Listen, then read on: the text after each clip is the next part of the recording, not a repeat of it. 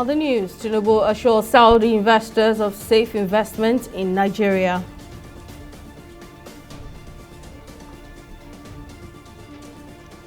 Nigeria launches first interconnected mini-grid.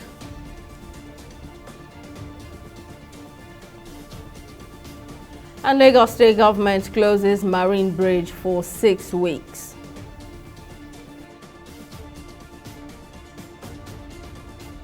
Hello and welcome to News Now on TV360 Nigeria. I'm Simisola Adigun. President Bola Tinubu has reassured potential investors that their investments are safe in Nigeria. Speaking at the Saudi Africa Summit in Riyadh, Saudi Arabia, Tinubu says Nigeria is ready for business while assuring investors of some of the world's highest returns on investment.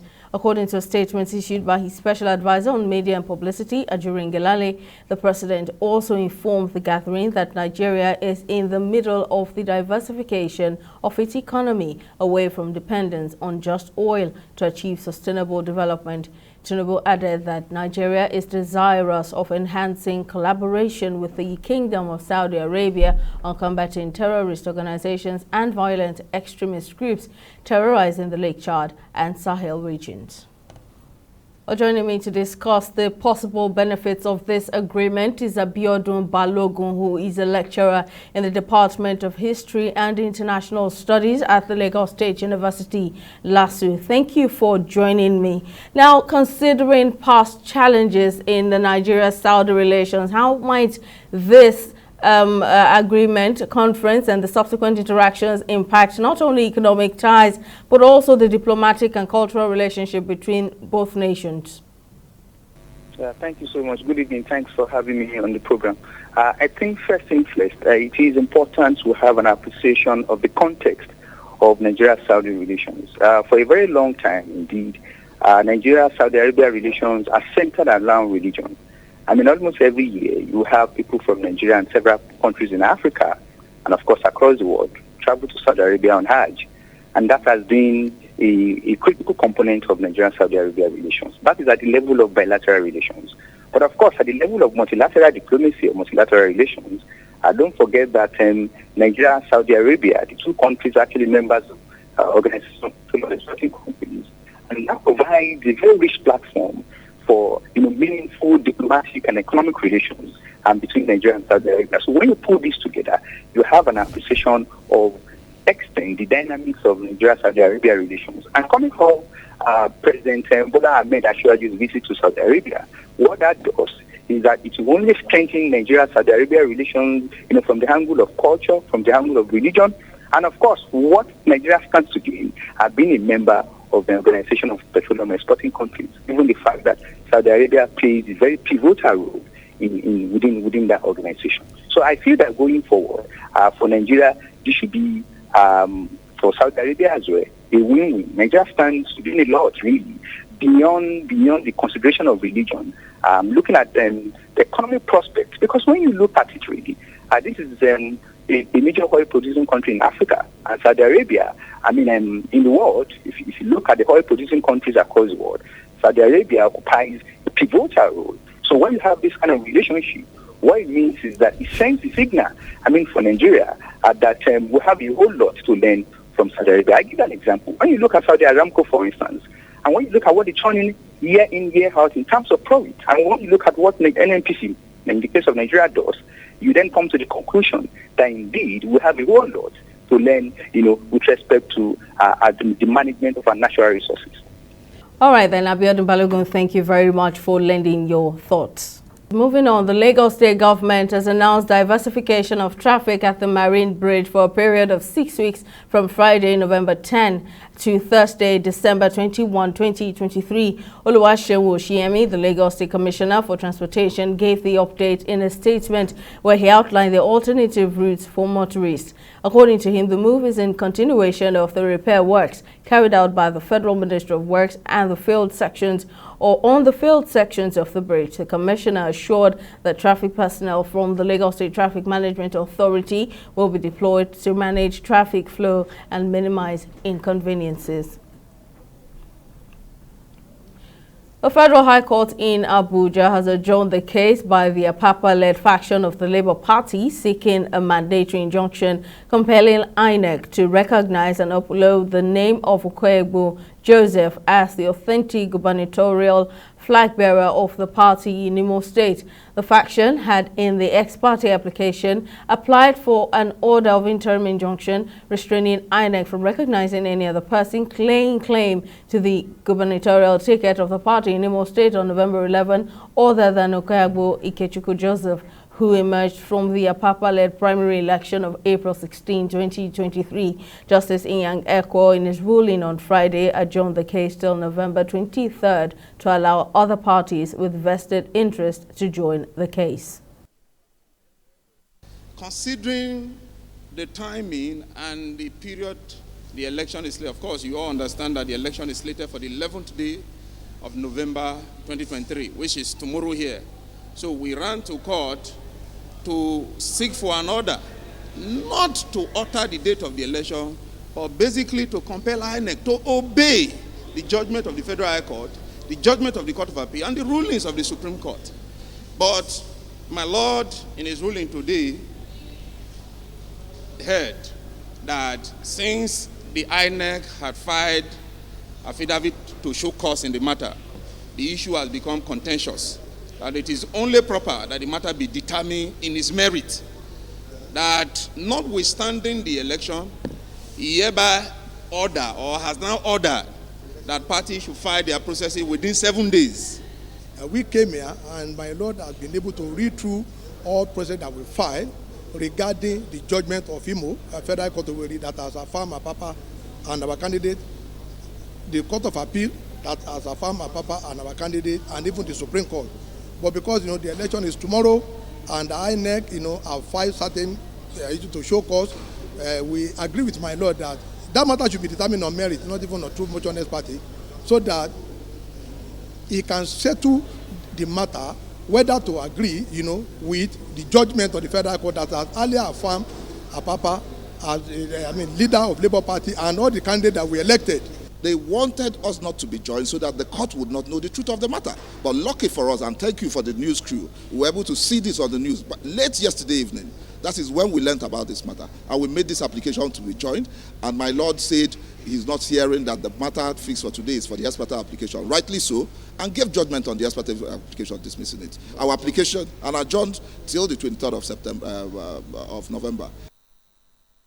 With less than 24 hours to the off-cycle governorship elections in Kogi, Imo and Bayelsa State, political actors have been advised to prioritize the success of the electoral process rather at the altar of political power and primitive accumulation. The Executive Director, Resource Center for Human Rights and Civic Education, Chris Ibrahim Zikirulahi, made the call during a press conference in Abuja on the state of the nation. In the aftermath of the assault and brutality of the National President of the Nigeria Labour Congress, Joe Ajaero, Christ advised Labour leaders and human rights activists not to rely on the government for security. From the federal to state levels, political actors have failed to prioritize the people of Nigeria and the country. It is still all about grabbing and snatching power at any cost, even if it means putting citizens' lives in danger. This is the mindset behind the fights, peddling of fake news, misinformation and disinformation that has characterized the pre-election period in the off-cycle election states. Christ urges President Bola Ahmed Tinubu to display statesmanship and leadership by instituting an immediate, comprehensive process for reforming and cleaning up Nigeria's electoral process. The most important lesson from the assault on Comrade Ajaero is that labor leaders, human rights advocates, and defenders must henceforth take responsibility for their own security. Long gone are the days in which people should put their expectations solely on the government for security. The activities of shadowy non-state actors which are acting on behalf of certain figures in government is now one of the highest threats to civil liberties. As part of its goal of achieving universal electricity access by 2020, Nigeria has launched its first 352.24 kilowatt peak power interconnected hybrid solar mini-grid plant in Tutu, Nasarawa State. A World Bank-funded performance-based grant project, the new mini-grid is expected to provide reliable electricity to more than 2,000 households, 141 commercial users, 18 productive users, and 45 public users in the community. Our correspondent, Emeka Mako, files in the report from Abuja. Speaking at the commissioning, the Minister of Power, Adebayo Adelabu, says government reform in the power sector will require a mid to long-term time frame as the mini-grid will be deployed in the interim, while the federal government gradually resolves challenges facing the grid. As today's milestone propels us forward, we cannot fail to identify the numerous potentials ahead of this community and ahead of us as a nation. We have, by this historic launch, opened a pathway to economic growth and prosperity of the beneficiary communities as part of the President's desire to improve the well-being of all Nigerians. Managing Director of Rural Electrification Agency, Hamad Salihijo Hamad, says the successful completion of the project is a testament to the power of partnership and innovation in driving rural electrification in Nigeria. The total interconnected mini-grid is a hybrid consisting of 352 kilowatt solar PV, 972 kilowatt-hour battery energy storage system, and a 400 kilowatt backup diesel generator, supplying electricity to over 2,000 residential and commercial customer connections, and still increasing, thereby improving the quality of lives of the about 14,000 people living within the total community, some of whom will give their testimonies of the significant socio-economic impact on their businesses and quality of life. On his part, the Managing Director of Abuja Electricity Distribution Company, which is also an integral part of the project, says the collaboration with the Rural Electrification Agency underscores the significant contribution of distribution companies to renewable energy initiative. Greater access to reliable electricity has paved the way for new businesses to thrive and for existing ones to expand, creating job opportunities and boosting local income. About 2,000 connections are targeted under this project. The socio-economic impact of the community will be exponential in the months and years ahead. The realization of this requires collaboration on the part of the community on one hand and AEDC and PowerGen on the other hand. Conceived under the Rural Electrification Agency and Nigeria Electrification Project Funded Initiative, the project was brought to fruition through collaborative efforts with PowerGen Interconnected Nigeria Limited. Moving on, the Senate has urged President Bola Tinubu to dismiss any head of government agency that fails to honor the summons of the National Assembly's committees. Senate President Godswill Akpabio made the call in his remarks at the opening of a public hearing on the 2024 to 2026 medium-term expenditure framework and fiscal strategy paper at the Senate. Akpabio expressed concern over alleged frivolous expenditures, especially within government-owned enterprises, while emphasizing the importance of preventing unchecked borrowing in order to reduce budget deficits. An investigative hearing on the remittance of all revenue-generating agencies of government to the consolidated revenue account of the Federation, as well as the payment of the first stamp duty, 1% stamp duty on all contracts executed in all MDAs. I want to assure you that the 10th National Assembly will carry on with the investigation targeted at blocking revenue leakages, curtailing frivolous expenditures by MDAs, and also we will be doing this to boost the revenues of the government in the face of dwindling revenues from traditional revenue source of crude oil. Any serious-minded appointee or any head of any agency that is interested in the success of President Tinubu's administration ought to be here. I'll be glad, Mr. Chairman, if you can give me the list of all the heads of agencies that you invited who have failed to show up in this session. This is the beginning of their failure in their various offices. Therefore, I'm happy to see the chairman of FRS here present, and I've also seen the DG, Nimasa, and others. Outside, my minister, who himself knows the importance of what we are doing. Any head of agency that sent a representation here is not a serious person, and therefore the president must take a second look at such a person's appointment. It's not a threat, it is a truth. We'll go on a short break, but coming up, UN Rights Chief urges probe of Israel's high-impact weapons. Details of the story right after this break.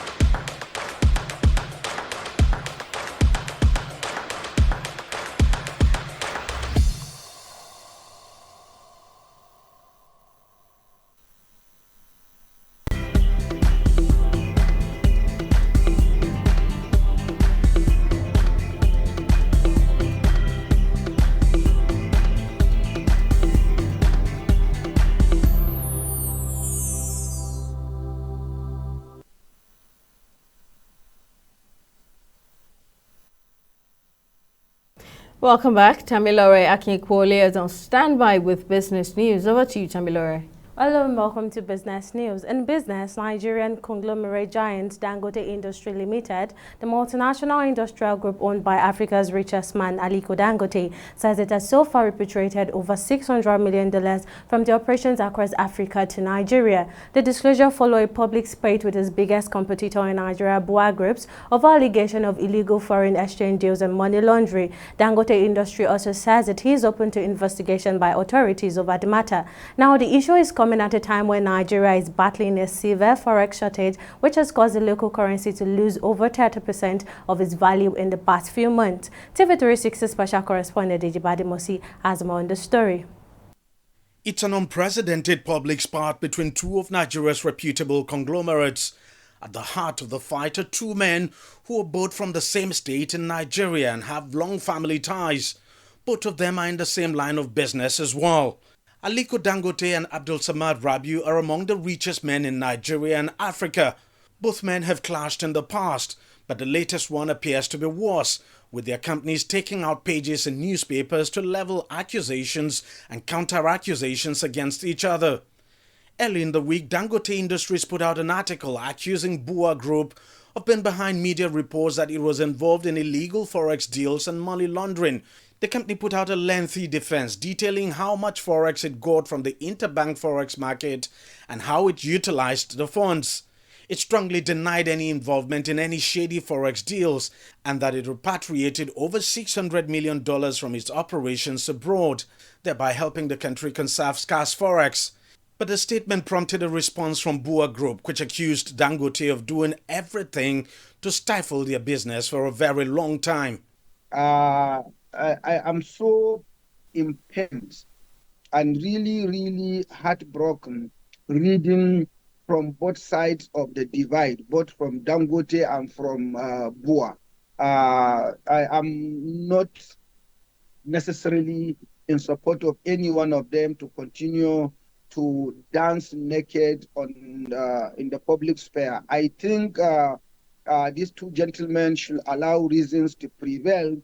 The whole issue of this disagreement centers on market share. There is enough for everybody. I think this gentleman should please spare us from using words that need not to be used in the public sphere.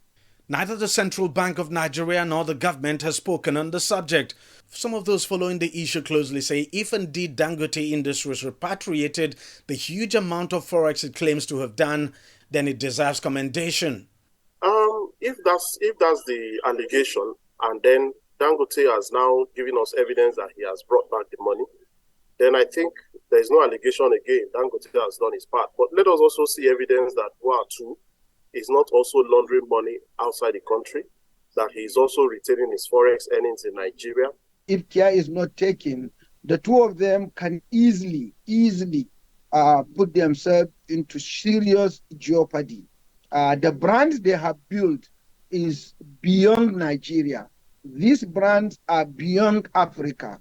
These brands are indeed continental and global brands. So why will they be trying to destroy one another? After all, these gentlemen are from the same locality, from the same city, from the same state, the same religion, the same language, and they have been family friends, even from their parents. So why will this business be like this? In any case, their forefathers were in business, and they never had this kind of fundamental disagreement to the extent of going public. So why can't they learn from their great-grandparents that successfully run businesses without so much of this rancor? As both Dangote and Bua fight dirty, the central bank is doing everything to shore up the value of the naira. Last week, the naira made some recovery after the Apex Bank announced it has started clearing outstanding foreign currency forwards owed to banks. But much more still needs to be done to stabilize the country's forex market and save the naira from further depreciation. As for Aliko Dangote and Abdul Samad Rabiu, it might require a more powerful intervention to get both men to sheath their swords. Deji Bademasi, TV 360, Lagos. We'll take a break and be back with stock market reports.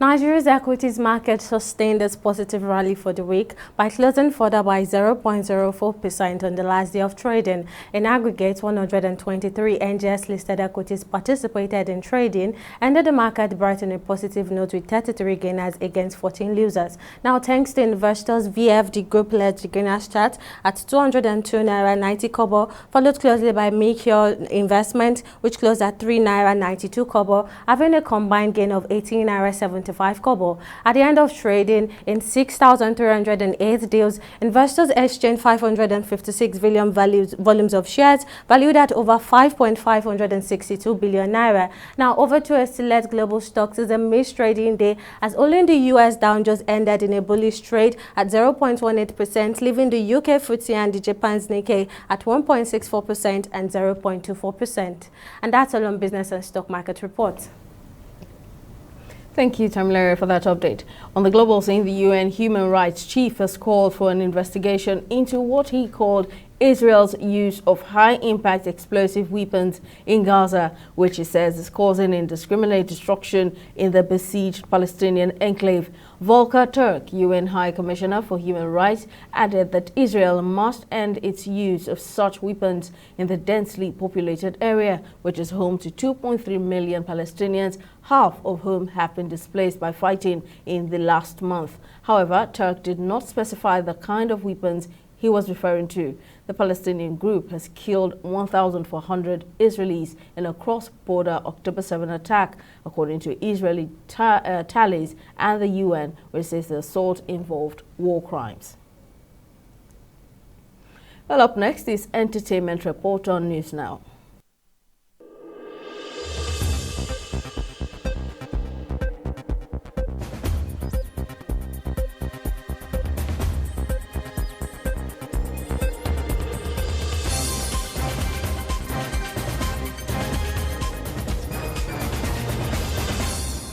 Ivorian vocalist and DJ Ross Emmanuel Bayeto, popularly known as Afrobeat, has released the music video of War War War Ebony, his latest international link-up with US rap sensation Rich the Kid and UK rap heavyweight Rimzy. This release marks a thrilling cross-continental collaboration. Afrobeat is widely regarded as the pioneer of Afrowave and Afrobeat, which fuses influences from the Caribbean and Latin America with traditional African elements, blending hip-hop and dancehall to craft a captivating and infectious sound. His 2018 breakout hit Drogba Joanna garnered over 350 million streams. Afrobeat has released standout solo singles alongside Wizkid, Slim Jimmy, DJ Snake, Sukiana and more.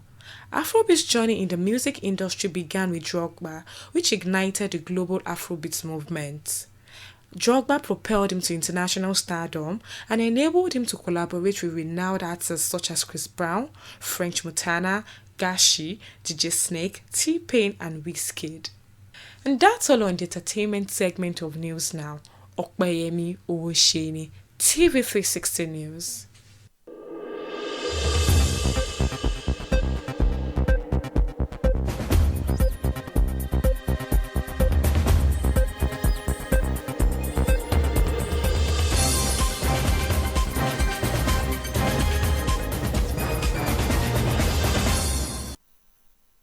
Finally, in sports, the University of Calabar has signed a memorandum of understanding with sports marketing company Media Vision as the sole marketer for the 2026 Nuga Games, which begins on Thursday, November 9th to Thursday, December 7th, 2023. The Vice-Chancellor of the school, Florence Obi, made the announcement at the MOU signing ceremony at the council chamber of the school. In her remarks, the Vice-Chancellor says the University of Calabar is starting early to ensure the facilities are ready in time for the games, while adding that officials of Nuga will visit the university by the end of 2024 to inspect the facilities. It's not easy hosting Nuga when we're expecting more than 10,000 people to come all over the country. More so, the university does not have the facilities that we need to host Nuga. So we think it's good for us to start very early. We want to kickstart a number of things. The MOU will be signed later on. We want to talk about the design for our mascot and want to see how the Media Vision team will go out there, market Nuga 2026, raise funds that will help us to host, like we will always say, the best Nuga ever in the history of Nuga. 15 to 20 years, we have been focused on sports marketing. And I can dare say that we are undoubtedly one of the biggest companies in that space in Nigeria. We manage some of the biggest brands in the country, the Nigeria Bankers Games, the Nigeria Telecom Games, the Nigeria Insurance Games, GT Bank Principals Cup, Lagos and Ogun State, Corporate Nigeria Games. Those are all the events. So we are confident that working with Unical, one of the best, most popular, one of the most respected university brands in Nigeria, we are confident that together we'll be able to put together a wonderful Nuga game. So Vice Chancellor, members of management of Unical, we're excited to be here and we thank you for giving us this opportunity. Well, with that, we'll wrap up News Now at this time. Thank you for staying with us. See you again another time. Bye for now.